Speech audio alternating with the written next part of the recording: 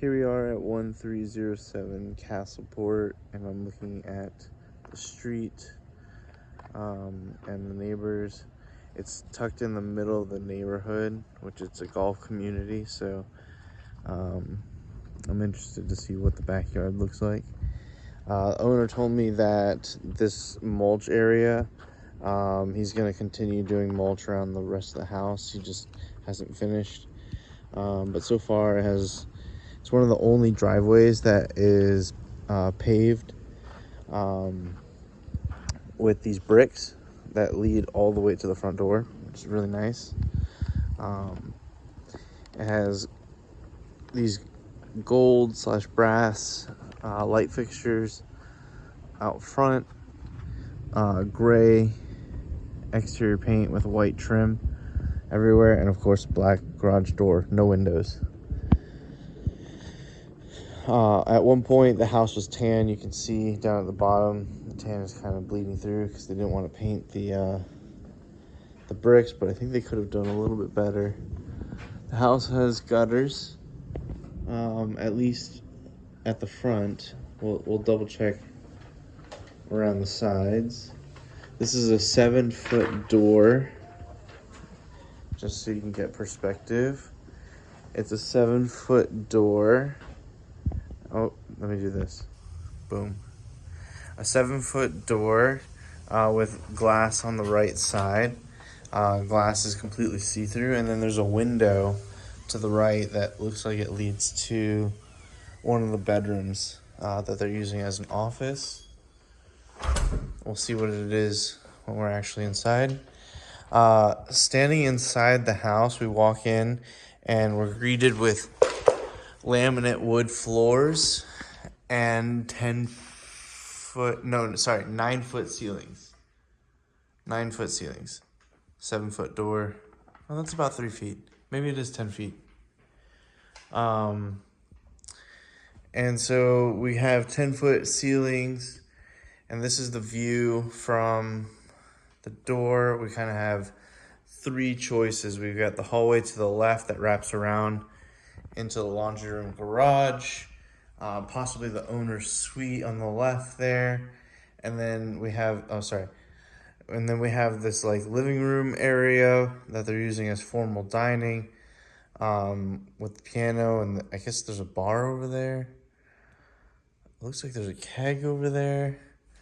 And then to the right is the kitchen. Looking back at the door,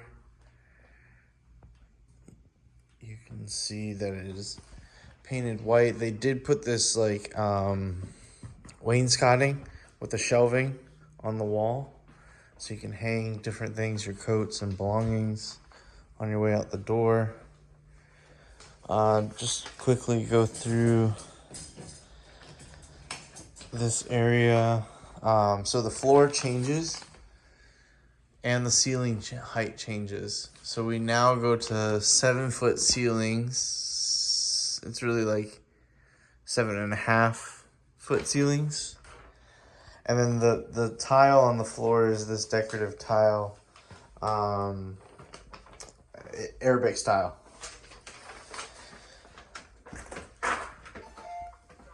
They did a good job. They have nice shelves in the laundry room, and then plenty of space to hang their belongings. They have side-by-side washer dryer, and then they have their cat stuff down there. Oops. I hit a broom. Garage has a 2-car garage, and it's got plenty of space, but once you get 2 cars in here and you have none of the stuff in here, it's normal when you open up the doors. You got some space, but it's not crazy tight. They do have these above garage storage areas. There's one there. There's one there. And then the attic space doesn't seem to have a cover or a ladder. And the HVAC AC system is right above the garage space. So I will not be able to pull the serial number from here.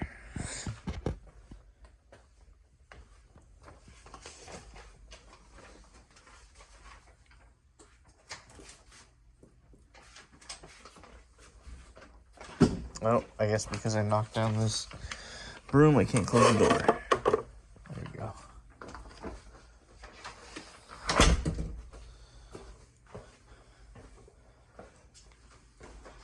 All right, so to the left is the master.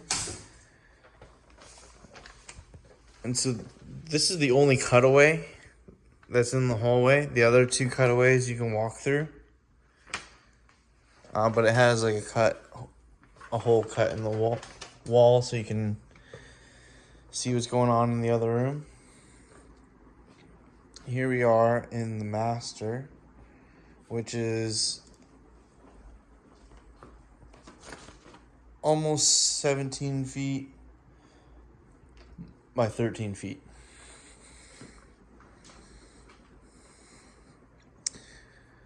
Wraps around into the master bath. Master bath seems a little basic and has a transition with the flooring. The ceilings stay the same, and the doorway is separated by what's called a pocket door. So the pocket door separates the bathroom. We now transition into 12 by 12 square tiles, and they're tan with a little bit of gray and brown mixed in them. I know it's hard to translate with my phone. You have Formica countertops with the hardware. I was gonna double check down here, but it's hard to see. See if there's any issues with leaking.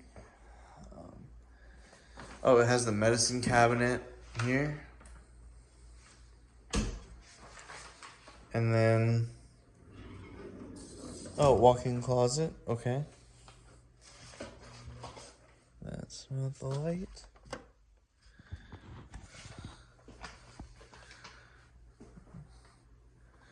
So the walk-in closet is approximately a little over 7 feet by a little over 5 feet, almost 6 feet. So 8 by 6. Garden tub and shower. Shower is the aluminum casing, and inside it's got the white square tiles. You have 3 by 3 inch squares on the floor and 5 inch by 5 inch squares on the walls. The tile stops right above the shower enclosure, and nothing out of the ordinary in here. Could use a little bit of updating, of course, but linen closet here. It has the early 2000s, late 90s shelving that goes throughout the entire home, which makes sense because this home was built in 2001. And then this is, of course, the toilet space. There we go.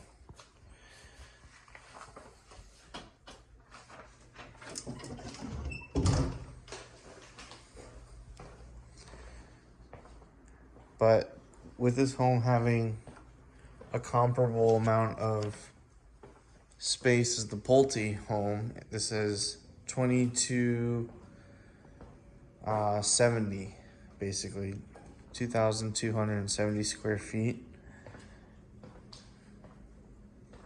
This is a huge room, and definitely doesn't necessarily need to be formal dining. It overlooks the pool in the backyard space. Oh, speaking of which, hold on, let's go back to the master.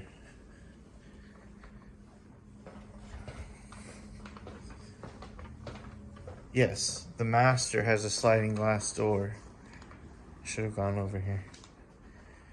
So you can access the pool area directly from your master bedroom. Which I guess there are some positives and some negatives to that. You know, positives, if you're in the pool, you can go directly to your bedroom and bathroom and change and do whatever you need to.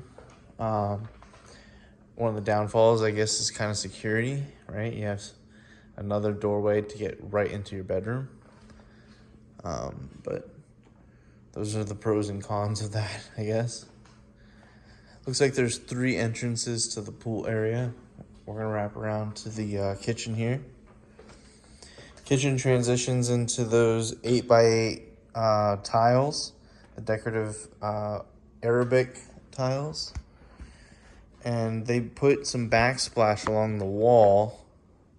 It's the subway tile, white rectangular tiles. They're 3" by 8" rectangular tiles.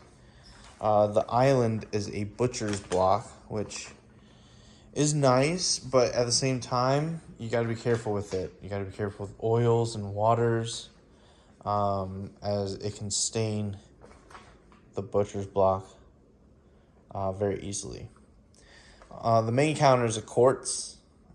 Quartz is really nice, but it's not very receptive to heat. So you can't necessarily put a hot pan directly onto the quartz. You can stain the quartz. The sink is a double basin sink. They're 9" deep, so they're nice and deep. It has the detachable wand for the spigot there. And then the cabinets are not slow close. They're not slow close. And you have 1, 2, 3, 4, 5, 6 cabinet spaces. So kitchen is not as large as the Pulte for sure. In that regards. If we turn around here, you can see that the kitchen has a little kitchen nook. And on the opposite side of the kitchen is the pantry and refrigerator.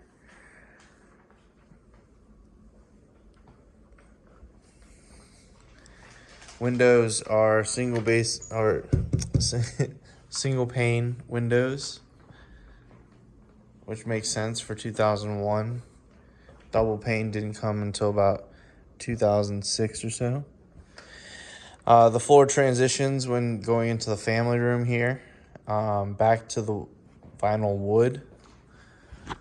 Vaulted ceilings in the family room here. So it transitions from 10-foot ceilings to vaulted 12-foot ceilings, with a large oversized fan and a really nice family room entertainment system wall with a fireplace. And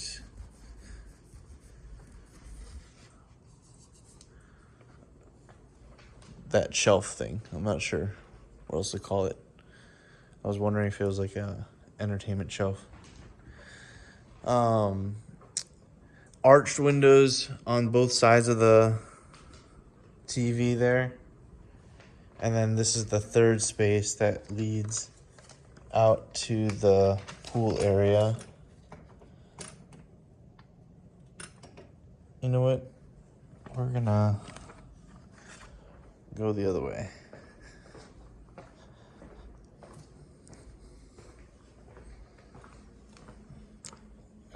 I guess come back to that side.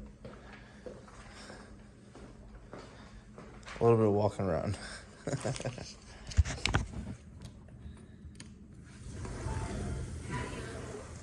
There we go.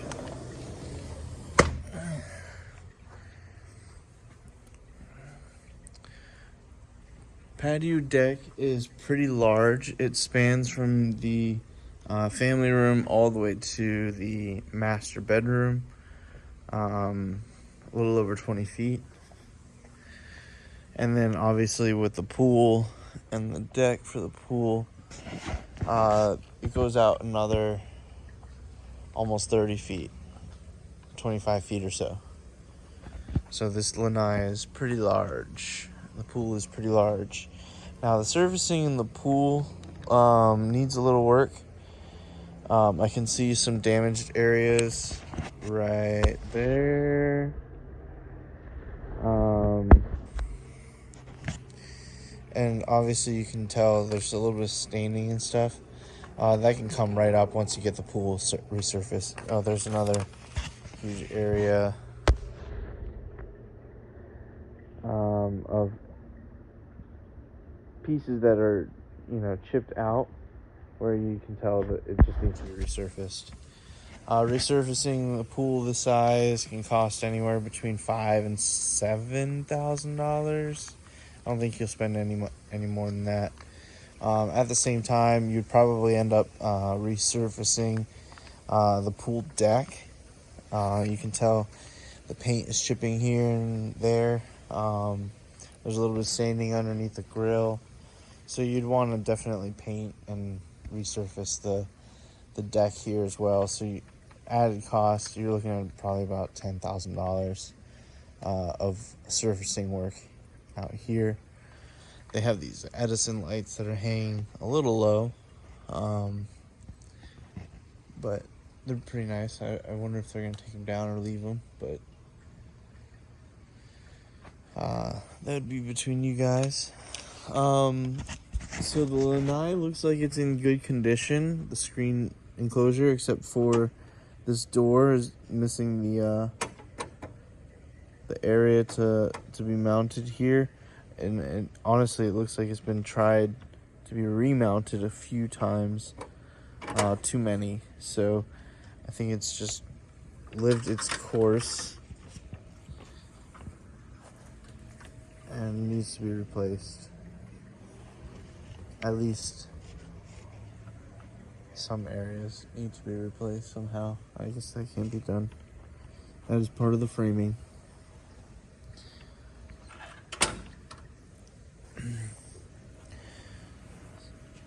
So the screen opens up into the backyard that is fully fenced in with a white vinyl fence. There's like a pool pump here that I'm looking at. I think this is the pool pump. The cover for the pool pump is broken, it looks like. I would be deathly afraid of walking on that, which could have happened because it's right outside the fence door, which we will see. Both houses have their pool pumps here. Doesn't seem like this has a heater.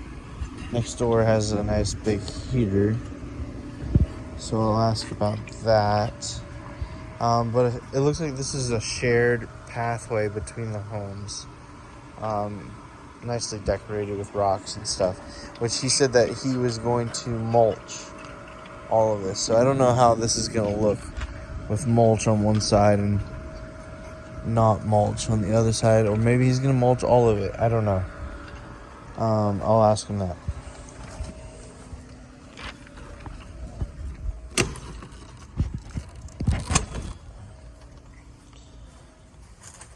So far, fence looks like it's in good condition. The fence line is about 15 feet off of the back of the lanai cage.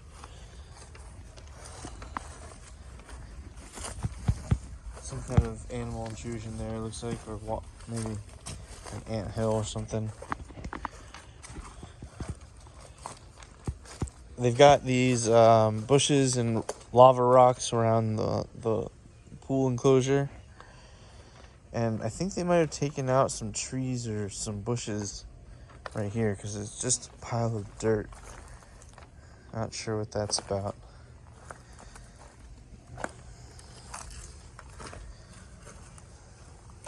This dips down here, so there's some kind of like, I don't know what's causing that dip there, but there's something there. Possibly water erosion. And it looks like he put fresh sod in this section. Not much, just a couple pieces. Some of them died.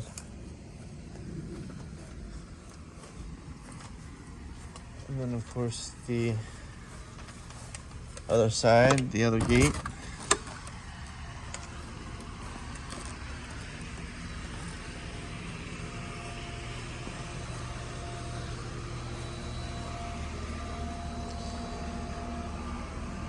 Water pools there, definitely. The paint looks like it's in okay condition. I don't see any stucco cracks or anything like that. I just see this dirt here where the water's pooling when it rains. It looks like the neighbors have a gutter there, aiming right at that space. Neighbors also have a balcony there, so I guess they can see into your lanai, I think. Well, pool, at least. Yeah. They have a clear shot of your pool. Those are really the only neighbors. Oh, wait, no. The other side has a balcony, too. Has a direct shot of your pool. Both of them do. Let's check out the rest of the house.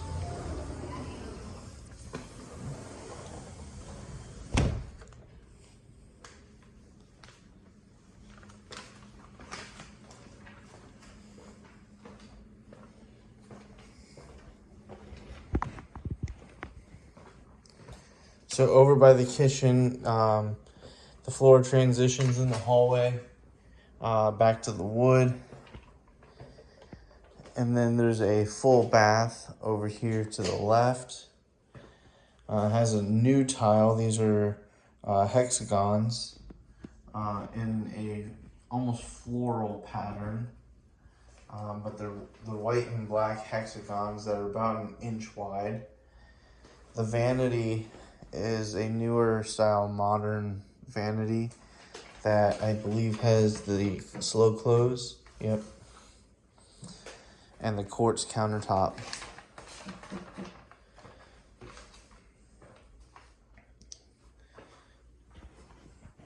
There's no medicine cabinet, but it has these wood panels for decorations, and then a little bit of brass for the light bulb, which complements their candles in here, and I guess this wood thing is hanging. And I suppose the piping in here is also brass, so there's, I guess, a little bit of complementing colors over there. A little bit of an issue with the tile right there. I'm not sure what that is, but I really like the fact that these subway tiles on the wall, which are, by the way, about 4-inch by 12-inch, they go all the way to the ceiling. Just like the decorative panels on the wall, that goes all the way to the ceiling, which is really nice. A little bit of wainscoting again on this wall with the paneling, and you've got some hooks to hang your towels and basket and mirror if you have that. And then we've got 3 bedrooms basically over here. So we've got bedroom number 1, which is right off of the front door. You can see the window there. There's some of the shelving space above the closet, which has the shelves built into the closet. Very nice. There's not really a whole lot of space to hang things, like clothing, but there's lots of space for cubby space for like putting away and organizing your things. This room is a little over 11 feet by 10 feet or so, just under 10 feet. And these bedrooms are interesting. So totally boy and girl themed. Love it. It's got the brick wall on the one side, which is actually just a decorative paneling to make it look like they're bricks. And then they have stars on the ceiling, of course. Gotta love them stars. And the flooring remains the wood paneling, the wood vinyl, all the way down the hallway and into all three of these bedrooms. So, pretty cool. Oh, let's check out this closet. Sorry to move you around. They did build them out, so they do have closets that are built out for your belongings.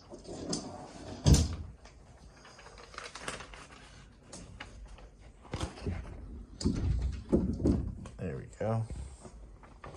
And a linen closet right outside of both of these bedrooms.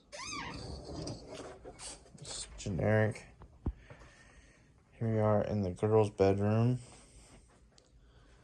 Lots of space. This door handle seems to be broken. Missing the little bulb there. Hardware. But this one is built out as well. Well organized, looks great.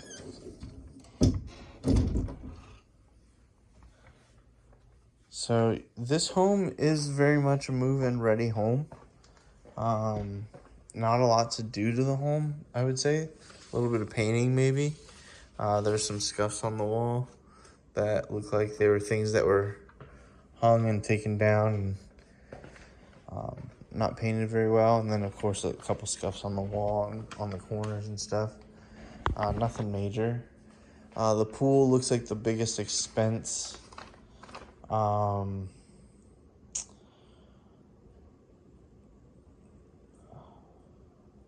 to look here.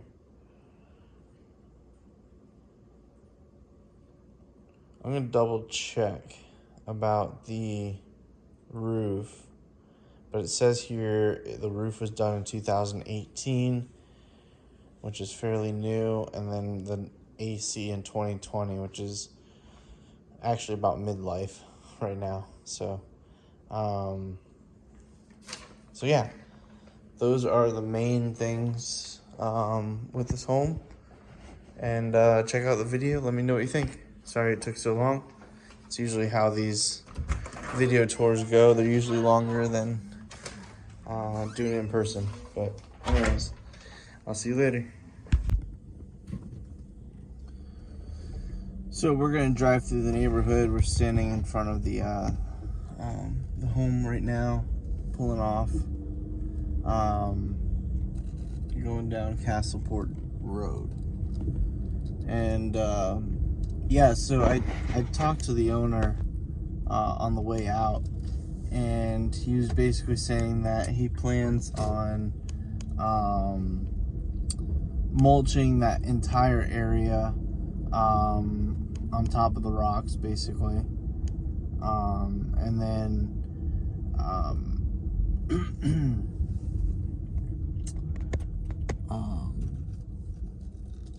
sorry, I'm trying to figure out my way out here. I think it's this way.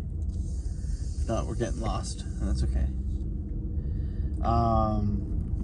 So yeah, he plans on mulching it soon, and he had a lot to talk about the neighborhood, which I already know. Is a great golf course community, golf cart friendly. So it's just about Halloween. You can see the skeletons in the yard here to the right. And he was saying that during Halloween, everyone's kind of riding around on golf carts, and there's a bunch of kids running around. The elementary school right across the street basically has a lot of influx of kids coming from this neighborhood primarily. It's a really good school district in general. I know that doesn't apply to you guys now, but it is good to know in the future, not just for you guys, but also for resale value. But this community is broken up into smaller communities. So this is Pebble Ridge. Right across the street is Marshall Landing.